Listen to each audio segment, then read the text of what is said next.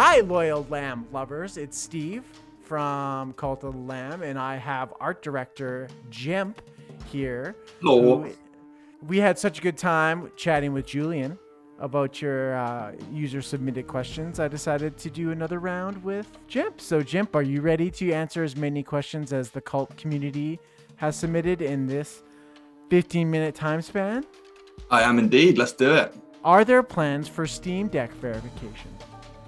Steam Deck. There are no solid plans at the moment, but it's definitely something we can look into when once we've got the game out, or a little bit later down the line. Basically, I think Valve won't send us one, so we have actually asked. Once we can actually get our hands on one, we can have a look into it. But there's no solid plan. That's an awesome answer. As a future Steam Deck owner, I look forward to, fingers crossed, playing Cult on my Steam Deck. Will you be able to name your lamb and name your cult? You will be able to name your cult, so you can have Cult of Stephen, so you can name it whatever you want. The lamb doesn't actually really have a name in the game, so you can't name the lamb, but you can name your cult. Will there be multiple endings? The story has a definitive ending, but you can kind of create your own stories in the game. And so kind of once you beat the story and beat the main bosses, you can carry on and you can create your own story. Make your own narrative, if you would. Indeed. So will your story end with all your cult members being sacrificed and eaten, or will it end happily ever after, with flower bushes everywhere being farmed? It's up to you. Cult of the Lamb is listed as roguelike on Steam, and I saw in the trailer that there's going to be progression in the form of building your cult up in buildings and such. I was wondering if there is going to be any other plans for progression, i.e. weapon upgrades, armor upgrades, etc., to name a few, or is Cult going to try to stick close to more classic roguelike, where you start with little in a dungeon crawl? Yeah, so the game isn't really it's not a true roguelike in that kind of, I think for it to be a roguelike, you kind of lose everything when you die, and you don't lose everything when you die in this. You kind of, when you go out into the world and explore, if you die, you will lose a portion of the resources that you've collected, but you kind of go back to your base and you don't lose all your progress. There are roguelike elements, like in that you kind of randomly generated dungeons. When you go out, you find random weapons and curses and different upgrades and tarot cards. And there is permanent progress as well. So when you do sermons in your temple to your followers, and you kind of draw power from your followers, and then you level the player up. And each time you level up, you can unlock new permanent hearts or unlock new kinds of weapons and curses that then will be found in the dungeon. So you kind of you unlock things which will permanently appear in the dungeons, as well as extra hearts and things. So there is sort of permanent progress in that, and kind of the more you kind of teach your followers and do sermons to your followers, the more power you kind of get back from them, and so that stuff will then appear in the dungeon. Will you ever make a collector's edition, physical version, or an art book? There will after the game's released. Yeah, there will be definitely some kind of collector's edition, physical editions, maybe even an art book. I have definitely seen some very cool looking concepts for various special editions. So yeah, you can definitely expect there to be that kind of stuff coming after the game's released. Will the items found in your run change the appearance of Lamb? Like getting smart glasses, for an example, give the Lamb glasses? No, is the quick answer. You find tarot cards, and obviously if you find different weapons and curses, they kind of look different when you use them, but the actual appearance of the lamb doesn't change when you get the tarot cards. You can unlock different tunics for the lamb, which kind of give you different statistics, so you kind of maybe swap red hearts for blue hearts, and you do extra damage, or there are different loadouts, and they'll kind of present a new challenge and a different way of sort of going through the dungeon, depending on which tunic you have equipped, and they're kind of unlocked by finding secrets and doing special quests and things like that. What inspired you to go all with a cutesy art style and pair it with dark themes? I think we've kind of always naturally done quite kind of cutesy, cartoony art.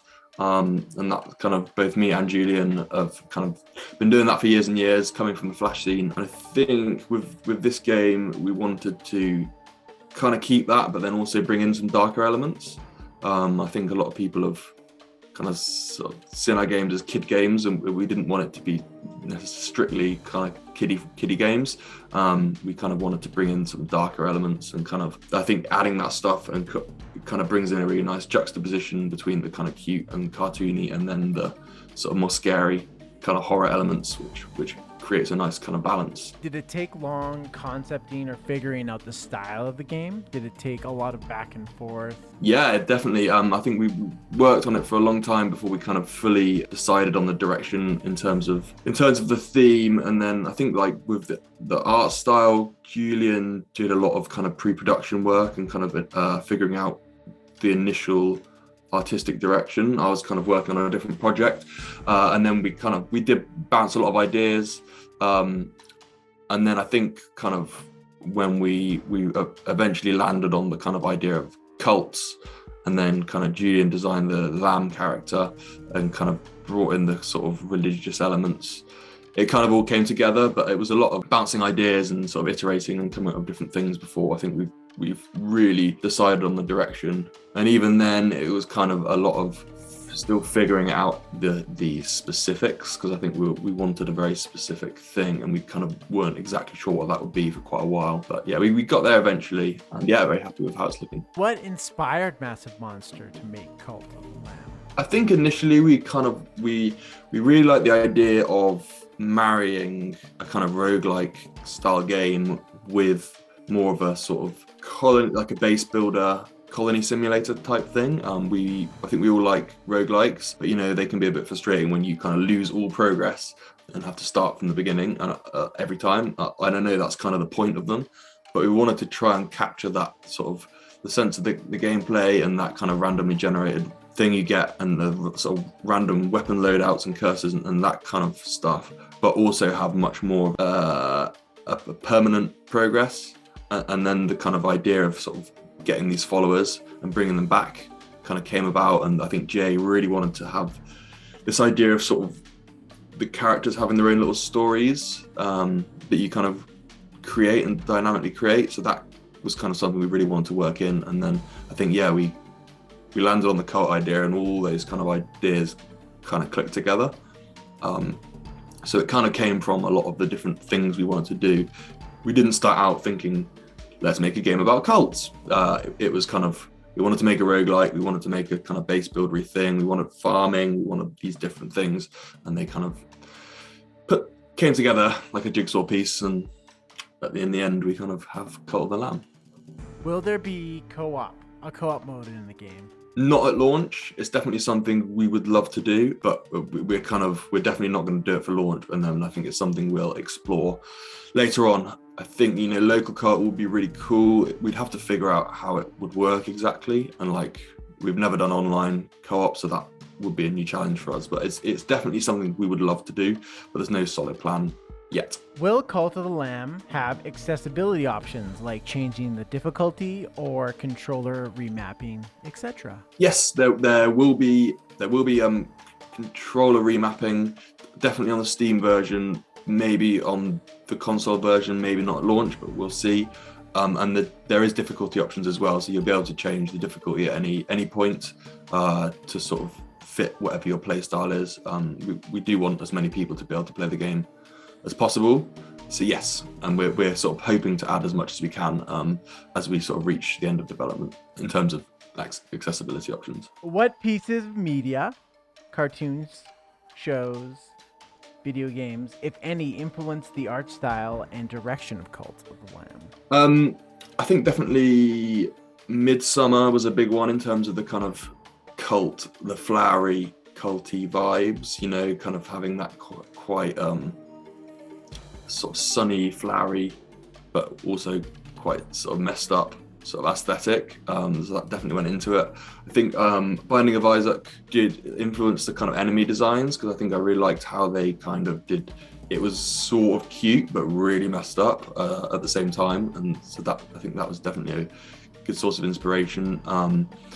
And yeah, I think just various kind of horror films I know Julian was looking at, and sort of games like sort of Stardew Valley and Hollow Knight, and all these kind of things have all been, we've been looking at to kind of draw ideas from, and sort of any cult based media we can get our hands on, just to try and absorb it all up and sort of power and spin on that stuff as well. After release, do you think that you'll make downloadable content, different gods, etc.?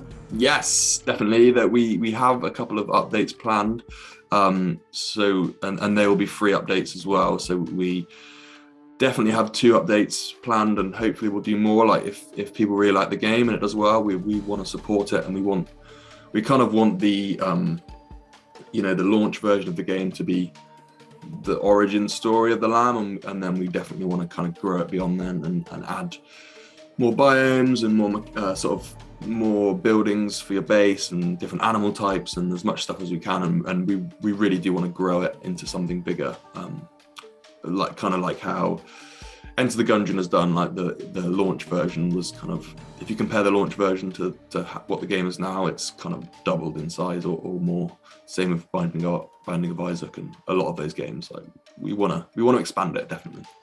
So hopefully people buy it and play it and love it, so we can keep working on it. I'll be buying it, that's for sure. What is the closest... You've already got it. You've already got a copy. You don't need to buy it. Oh, but I will gift it. Then I will gift a copy to a friend by purchasing it to support the awesome folks at Massive Monster, because you guys are just ducky. What is the closest comparison to the town building part of the game / cult building part of the game?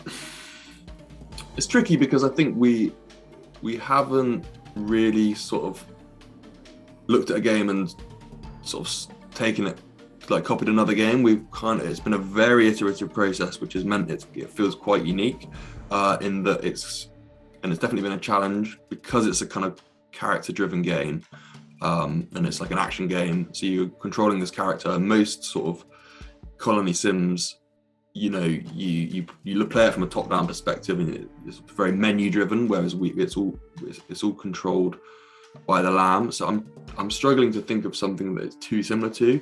I think sort of Stardew Valley has similarities in like the farming and stuff, but that game doesn't have like, well, I suppose you can build farms and certain structures, but yeah, I'm struggling to think of something where it's very close to. I do think it's quite unique in that respect. I agree. Yeah, can you think of anything that's... Well, it's kind of like people have made comparisons to Animal Crossing Online, and I can see the similarities. But I've never played it. Once you're in, like when you're building your commune, when you're building your cult, like when you go back to your base, essentially, you can you can set it up as you see fit. Yeah. Like I was just playing yesterday, and I like put together some, like I aligned my statues, I aligned my sleeping bags and tents kind of in a specific way that kind of sparked joy for me, and then kind of made it look and feel how I wanted it. And nice. I kind of asked myself, like, what would my cult members would they like this? Will they worship more? Will their faith be increased, or will they hate it? Just trying to internalize that. So we got we'll do a couple more questions. We're in overtime, but let's do it. Let's do as many as we can. Woo! I like it. I'm down. I think this is a great question for you, Jimp. So why, and I guess Julian too, I can bug him next time, but why is your art style so terrifyingly adorable? Well, we're just, I mean, for me, I've really struggled to make anything I've drawn scary at all. Like Jay and Julian constantly keep telling me to make it scary, and it just turns out cute. So I'm very happy that people think it is in any way terrifying, because I struggle to make anything look scary and not look cute. So, it's a lot of trying to make things scary, and it still turns out quite cute. And but yeah, we found some kind of middle ground there. It's cute and slightly creepy. There's some slightly creepy stuff, but it is still adorable. Yeah, I'm a fan, and the folks who every time we post a pic or share some stuff on social, people are like, "Oh my god, it's cute and creepy. I love it." So good job to you. Good job to the other artists. Good job to Julian. A+, guys.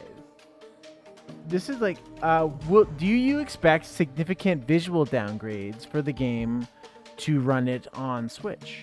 The Switch is definitely the kind of lowest powered console out of all of them. So inevitably, it's not going to run as well as a PS5, for example. So if you want the highest frame rate, highest resolution, then the Switch won't be the kind of best version. Obviously, it's not going to run at 4K. It runs at 30 FPS, whereas some other platforms run at 60. So there is definitely downgrades, but we're sort of doing everything we can to make it run as well as possible. But inevitably, as it's a much lower powered console, there are compromises that need to be taken, compared to the highest powered console. But it still plays great on the Switch. I was playing it the other day. Still feels really smooth, and it's great sort of playing it in handheld. So yeah, it still runs really well, and it's good fun on the Switch. But if you want like the highest fidelity experience, then obviously there are other options. So if you're looking for the highest visual fidelity, go to Xbox Series X, 360, PC. But still, it looks great and plays well, and you will enjoy it on your Nintendo Switch because it's Jimp approved, and if it's Jimp approved, that means that's like 16 gold stars. It is indeed.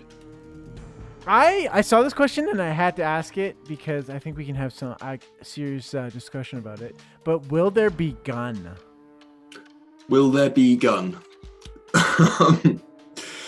We did actually have like a gun weapon, like a blunderbuss style weapon in the game, but that isn't in it. That hasn't actually made it into the game. So not at launch, but maybe we'll get the blunderbuss going. It's kind of like a sort of short range gun style thing. But yeah, like you can't run around with an AK-47 if that's what you mean. Touche. In addition to consoles, Xboxes, PlayStations, Nintendo Switch, do you plan on releasing the game on any other PC game stores in addition to Steam? I don't know, is the honest answer. Maybe. I don't see why not. But yeah, I don't know. Potentially. There you go. Potentially. I don't know, and potentially are a great answer to that question. Instead of like a hard pass or a hard no, it's like maybe. How did you? So I'm guessing you and Julian kind of back and forth speedballed the character designs behind Cult of the Lamb. So how did you folks come up with the character designs of the game? Yeah, so Julian's kind of done most of the NPCs, and he designed the lamb, and what we kind of both sort of back and forth like ideas for the main character for a while, and then I think Julian kind of landed on this lamb, and we really liked the direction on that. And then kind of I've done a lot of the enemies, and sort of I think we both kind of give sort of feedback on each other's designs and stuff. Like, so I've kind of done most of the enemies and bosses, but then Julian's kind of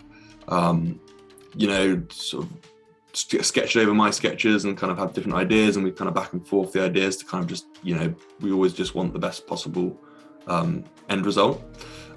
So yeah, kind of a bit of back and forth. Kind of Julian's done a lot of the NPCs and kind of and the lamb, and I've kind of done a bit of the enemies, and then we kind of work together on various bits A constant collaboration. Exactly. Yes, that's what it's all about. We just want to get, fuse our brains together and get the best possible end result. Is the aim. Ah, dig it. As an individual who is incredibly fascinated with cut content of video games, they would like to ask, do you have any plans to share the cut content of Cult of the Lamb, besides having the occasional asset for data miners to find? And if so, how would you go about doing it?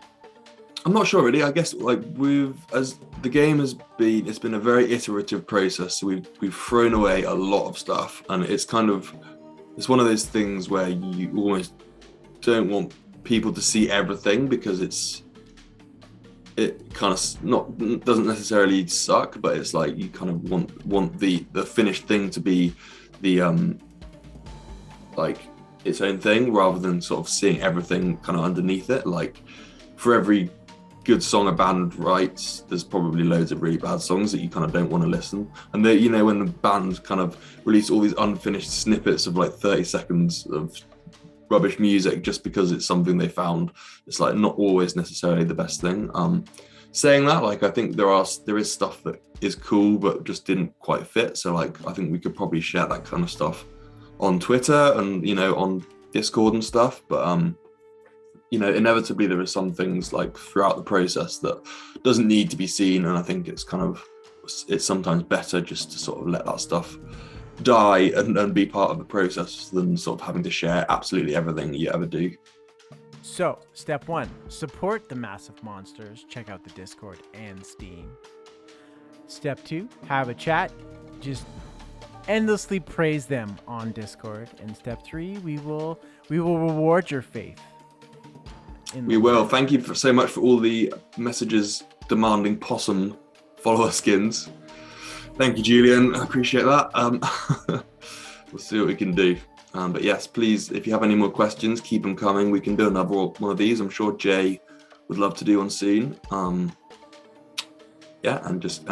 keep sending your questions and giving us all your love. And we are working hard to finish this game. It's going to be good. And thank you for watching. Yeah, I think that's a great time to wrap it up. So, thank you so much for tuning in to Cult Questions Episode 2 with Art Director Jimp. My name's Stephen Hodges with Cult of the Lamb. And stay tuned on our Discord, on our socials, and on our YouTubes for more cool content like this. And drop a like and comments below, and we will keep this party going. So thanks so much. Make good choices and praise the land.